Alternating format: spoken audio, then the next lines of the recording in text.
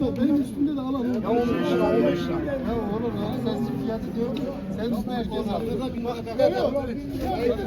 Ya 1000 lira nasıl yavaş yavaş. Ya şimdi ona dedim. 110 lira. Yok abi. Ona da 420 milyar dedik. Savaş abi yok Şey yok. geldi 15'e kendi adamlar, Okay kendi adamlar. Ya nerede kendi adamlar? Kendi köyde. Biz Okan Keşan'ı Benim da üstüne de ben.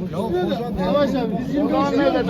Bak 25 lira. Yok 1 milyon koy. Valla niye hep beni yüklüyorsun? Niye hep beni yüklüyorsun? Ya hep beni yüklüyorsun. Hep beni Hadi git. Hadi çingeneler, çık da çingenesiz. Ulan tamam da sus da. Pazarı bitirdi. Hadi git hadi git. Tamam mesai. Vallahi